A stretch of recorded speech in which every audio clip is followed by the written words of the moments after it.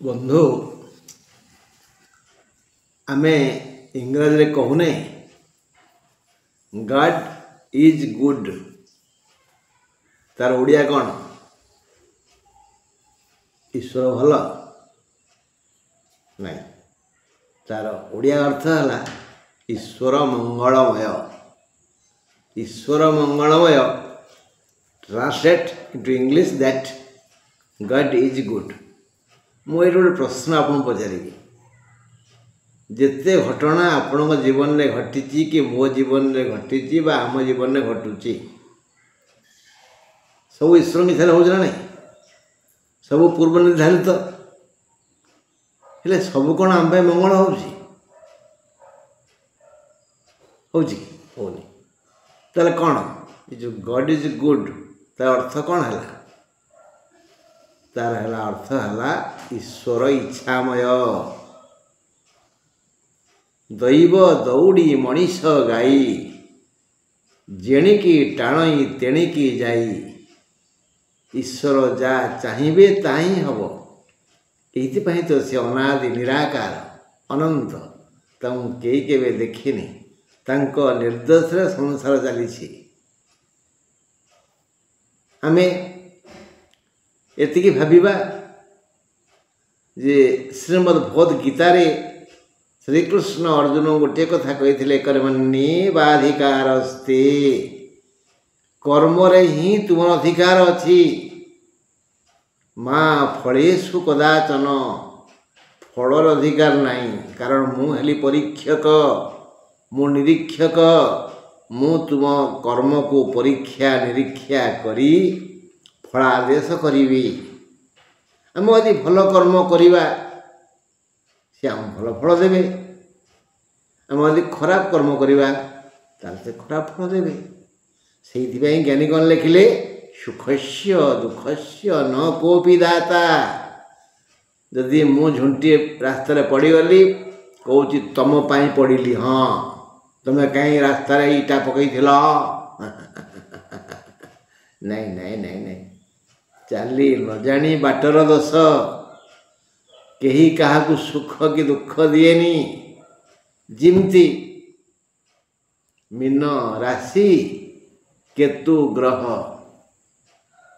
କେତୁ ଗ୍ରହ କ'ଣ ଖରାପ ଫଳ ଦେବେ? ନା ମୀନ ରାଶି କ'ଣ ଖରାପ ଫଳ ପାଇବେ? ଏଇ ମୀନ ରାଶିର ବ୍ୟକ୍ତି ସମୁଦାୟ ଯିଏ ଯେଉଁ କର୍ମ କରିବେ ତାଙ୍କୁ ଈଶ୍ୱର କେତୁ ରୂପରେ ସେଇଭଳି ପୁରସ୍କୃତ କରିବେ ବା ତିରସ୍କାର କରିବେ। ଆଜି ଆମେ ମୀନ ରାଶିର 3 ନକ୍ଷତ୍ର ଉପରେ ଆଲୋଚନା କରିବା। ଆଗେ ଦେଖିବା ଆମ ଜନ୍ମ ଜାତକରେ କେତୁ ଗ୍ରହ କେଉଁଠି ଅଛନ୍ତି। ଯଦି ସେ ତୃତୀୟ, ଷଷ୍ଠ, ଦଶମ, ଏକାଦଶରେ ଥିବେ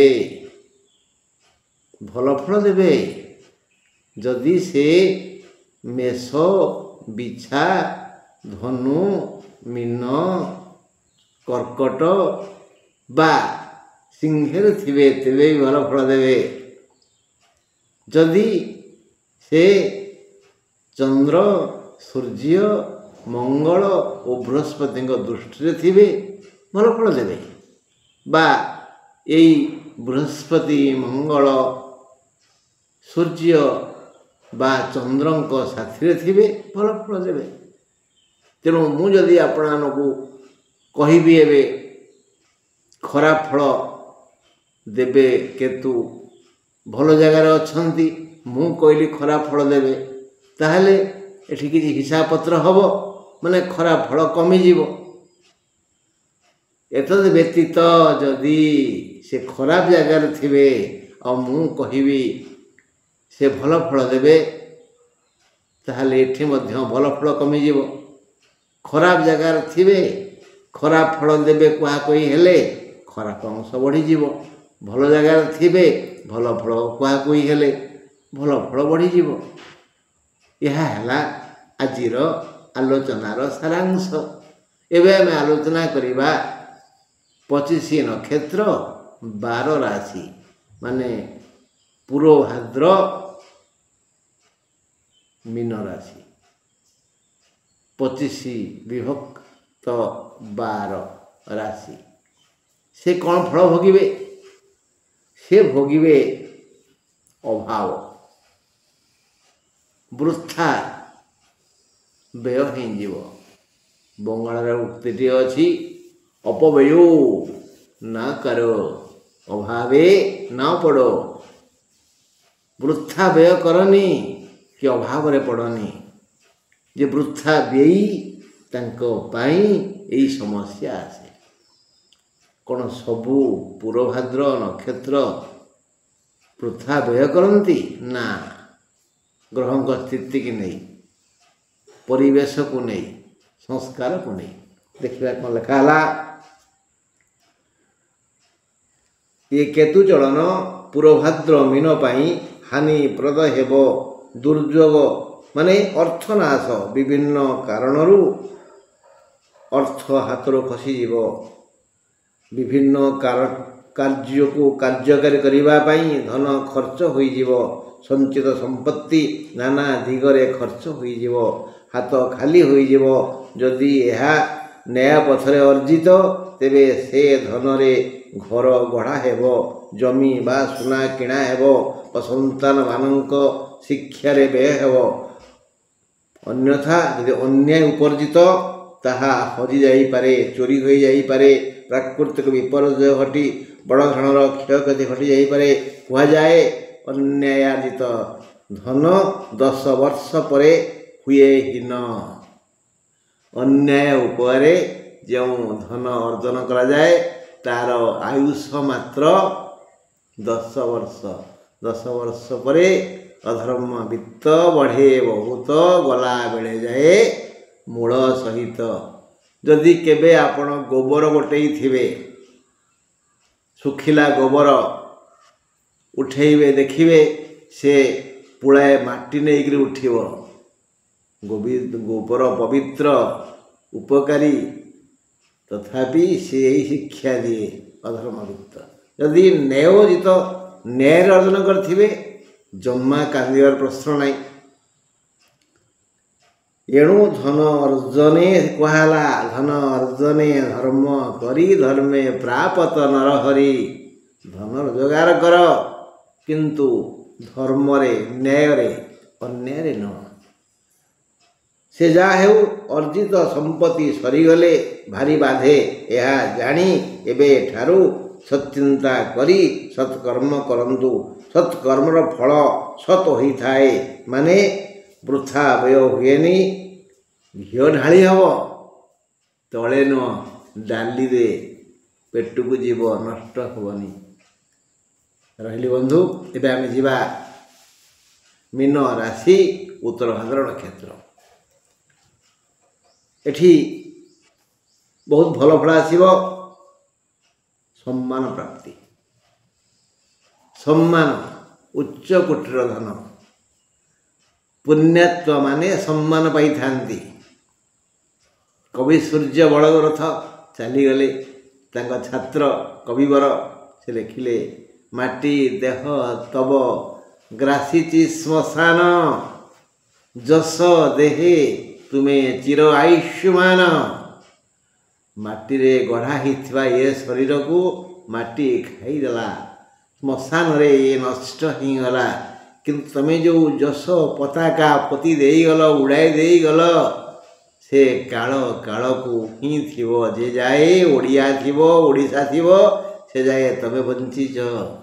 ତେଣୁ କୀର୍ତ୍ତିମାନ ଦୀର୍ଘଜୀବୀ, ଯାହାର କୀର୍ତ୍ତି ଅଛି, ଯଶ ଅଛି, ସେ ଦୀର୍ଘାୟୁ।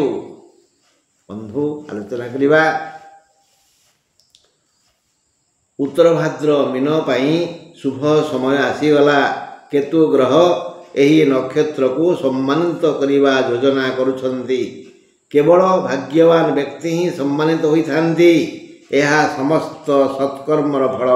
ଏହି ସମ୍ମାନ ସୁସନ୍ତାନ ଯୋଗୁଁ ହେଇପାରେ, ସୁଯୋଗ୍ୟ ଭାଇ ଭଉଣୀଙ୍କ ପାଇଁ ହେଇପାରେ, ପତିପ୍ରାଣା ଗୃହିଣୀ ସକାଶେ ବା ସ୍ୱ ସାଧୁକର୍ମ ଯୋଗୁଁ ମିଳିଥାଇପାରେ। ସଂସାରର ମୂଲ୍ୟବାନ ଧନ ସମ୍ମାନ ଶତ୍ରୁ ଯଦି ନଇଁ ପଡ଼ି ପାଛୋଟି ନିଏ ତାହା ସମାନ ଆଉ କ'ଣ ଧନ ଅଛି?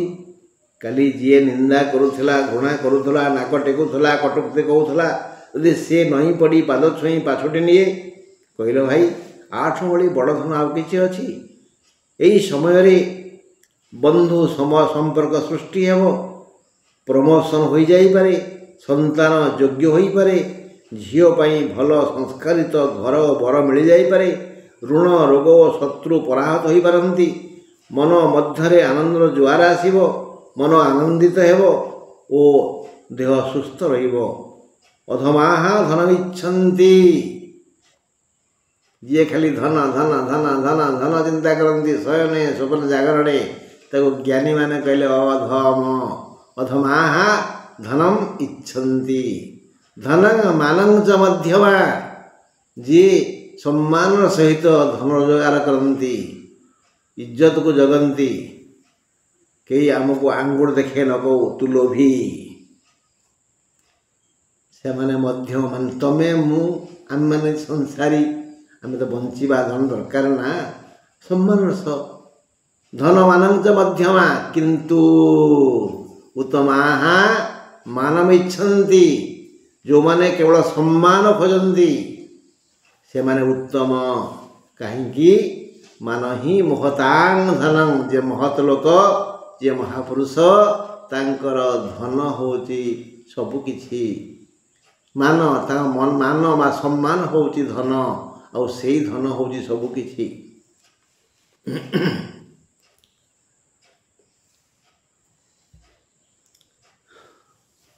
ବଡ଼ ହେବା ଭଲ କଥା, କିନ୍ତୁ ଭଲ ହେବା ସବୁଠୁ ବଡ଼ କଥା।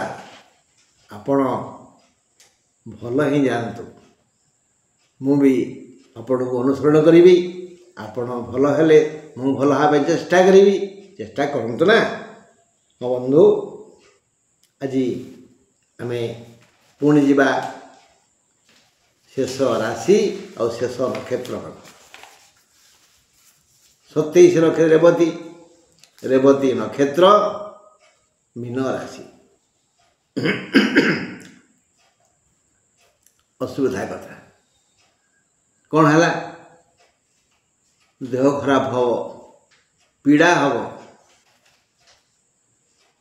ପରାସ ଲାଗିବ, ମୁଣ୍ଡ ବିନ୍ଧିବ, ଅଣ୍ଟା ଦରଜ ହେବ, ଛାତି ଧଡ଼ ଧଡ଼ ହେବ, ଆଣ୍ଠୁ ଦରଜ, ଚାଲି ହେବନି। ଏସବୁ ସମସ୍ୟାକୁ ଆମକୁ ସ୍ୱାଗତ କରିବାକୁ ପଡ଼ିବ। ଏ ହେଉଛି ଆମର କୃତ କର୍ମର ଫଳ। ଆମେ ଯଦି କାହାକୁ ଗୋଡ଼ିଟିଏ ଫିଙ୍ଗି ନଥିବା, ତାହେଲେ ଆମକୁ କେହି ଇଟା ପଥର ଟେକା ଫୋପାଡ଼ିବନି। ଆମେ ଯଦି ପରନିନ୍ଦା କରିନଥିବା, ଆମର କେହି ନିନ୍ଦା କରିବେନି। ଆମେ ପର ପାଇଁ ଗାତ ନ ଖୋଳିଥିଲେ ଆମ ପାଇଁ କେହି ଗାତ ଖୋଳିବେନି। ବନ୍ଧୁ, କଥାଟି ଅପ୍ରିୟ ହେଲେ ବି ସତ୍ୟ। ଶାରୀରିକ ଦୁଃଖ ଆସିଯିବ, ଦୂରଯାତ୍ରାରେ କ୍ଳାନ୍ତ ହୋଇପାରନ୍ତି, କଠିନ ପରିଶ୍ରମ କରିବାକୁ ପଡ଼ିପାରେ, ପୁରୁଣା ରୋଗ ବା ଶତ୍ରୁ ମୁଣ୍ଡ ଟେକି ପାରନ୍ତି, କେବେ କେଉଁଠି ପଡ଼ିଯାଇପାରନ୍ତି, ଧକ୍କା ହୋଇଯାଇପାରେ ବା ଶୂନ୍ୟରୁ ଟେକା ପଥର ଆସି ଦେହରେ ବାଜିପାରେ। ମିଛ କହିଲି? ଆପଣ କାଲି ଟେକା ପକାଉଥିଲେ ମାଙ୍କୁଡ଼କୁ, ସେ ପଇଲା କାହା ଉପରେ? ମୋ ପିଠିରେ ପଇଲା। ମେଡ଼ିକାଲରେ ବର୍ତ୍ତମାନ ମୁଁ କଷ୍ଟ ଭୋଗୁଛି କି ନାହିଁ? ସାଲାଇନ୍ ମୋତେ ଲାଗିଛି କି ନାହିଁ? ଆମ୍ବ ବାରିବା ପାଇଁ ଟେକା ପକାଇଲେ, କାଲି ଆପଣ ସେ ଝିଅ ଉପରେ ପଡ଼ିଲା କି ନାହିଁ? ତା ମୁଣ୍ଡ ଫାଟିଲା କି ନାହିଁ? ହଁ, ଏହାକୁ ଶୂନ୍ୟ ମାଡ଼ ହେଲା। ଶୂନ୍ୟରୁ ଟେକା ପଥର ଆସି ଦେହରେ ବାଜି ଖଣ୍ଡିଆ ଖାବରା ହେବେ, ଧକ୍କା ହୋଇଯାଇପାରେ। ଏଟା ବସନ୍ତ ମିଳିମିଳା ହାଡ଼ପୁଟି ସମୟ, ତେଣୁ ବସନ୍ତ ହାଡ଼ପୁଟି ମିଳିମିଳା ପରି ଚର୍ମ ରୋଗ ହୋଇଯାଇପାରେ ବା ବ୍ରଣ ବଥ ଆଦି ହେଇ ଦେହ ପରାସ ଲାଗିପାରେ, ଭାରି କଷ୍ଟ ହୁଏ। ଏ ସମୟରେ ଘିମିରି ହୁଏ, ପ୍ରବଳ କୁଣ୍ଡେଇ ହୁଏ, ଇଏ ମଧ୍ୟ ପୀଡ଼ା ଗୋଟିଏ। ଏହିପରି ନାନା ରୋଗ ଦେଖା ଦେଇପାରେ। କଳି ମେଣ୍ଟେଇବାକୁ ଯାଇ ମାଡ଼ ଖାଇପାରନ୍ତି। ସ୍ୱଇଚ୍ଛାରେ ମଧ୍ୟସ୍ଥି ହେବେନି। ଅମିନି ଜାମିନି ମଧ୍ୟସ୍ଥି ମନା କରିଛନ୍ତି ଅଗସ୍ତି। ଅଗସ୍ତି ମୁନି କହିଛନ୍ତି ଅମିନ ହେବେନି, ମଧ୍ୟସ୍ଥି ହେବେନି, ଜାମିନି କାହା ପାଇଁ ଯିବେନି, ଦୁଃଖ ଆସିବ। ଯିଏ ସ୍ୱଇଚ୍ଛାରେ ମଧ୍ୟସ୍ଥି ହୁଅନ୍ତି ଝଗଡ଼ା ହେଉଛି ମୋର ତମର, ସେ ଆସିକଲା ରୁହ ରୁହ ରୁହ ରୁହ ରୁହ, ମାଡ଼ଟା ତା ପିଠିରେ ପଡ଼ିବ ଆଗେ ନା ଆଉ। ତେଣୁ କଳି ମେଣ୍ଟାଇବାକୁ ଯାଇ ମାଡ଼ ଖାଇପାରନ୍ତି, ଏହା ତ ଜାଣିଗଲେ ଦେହ ଖରାପ ହେବ। ଏତେ ଆଗରୁ ମୁଁ ଆପଣଙ୍କୁ ସତର୍କ କରିଦେଲି। ତେଣୁ ଏବେ ଏଠାରୁ 2 ଓଳି ଏକାନ୍ତ ଶ୍ରଦ୍ଧାରେ ଗଣେଶଙ୍କୁ ପୂଜା କରିସାରି 2 ଓଳି 21 ଥର ଗାୟତ୍ରୀ ପାଠ କରନ୍ତୁ। ଗାୟତ୍ରୀ ଗଇ ତ୍ରୟୀ, ଗଇ ଧାତୁ ଓ ତ୍ରୟୀ ଧାତୁ, ଯିଏ ଗାନ କରେ ସେ ରକ୍ଷା ପାଏ। ଆମେ ଦୈନିକ ଗାୟତ୍ରୀ ପଢ଼ିଲେ କିଛି ପୂଜା ପାଠର ଆବଶ୍ୟକ ନାହିଁ। ଆମର ବନ୍ଧୁ ଘରେ ଜଣେ ମହିଳା ଅଛନ୍ତି, ବୟସ ବୋଧେ 80 ଟପିଗଲାଣି, କେଉଁଦିନ ସେ କୁନ୍ଥେଇ ନାହାନ୍ତି। ତାଙ୍କ ଗାୟତ୍ରୀ ମନ୍ତ୍ର ଭଲ ତ ସିଏ ଭଲ। 24 ଘଣ୍ଟା ତାଙ୍କ କାମ ହେଲା ଓಂ ଭୂର୍ଭୁବଃ ସ୍ୱଃ ତତ୍ସବିତୁର୍ବରେଣ୍ୟଂ ଭର୍ଗୋ ଦେବସ୍ୟ ଧୀମହି ଧିୟୋ ୟୋ ନଃ ପ୍ରଚୋଦୟାତ୍, ଏ ମନ୍ତ୍ରକୁ ଜପିବା। ତେଣୁ ଆପଣ ଜପନ୍ତୁ, ଏ ଦୁଃଖ କିଛି ଆସିବନି, ଶତ୍ରୁ ପରାହତ ହେବେ, ଋଣ ସୁଝିଯିବ, ରୋଗ ହେବନି, ଜୟ ହେବ ଆପଣଙ୍କର। हे ईश्वर सब दुख हरण करेंगे, मंगल ହେବ। मंगल ହେବ ना। ରହିଲି, ନମସ୍କାର।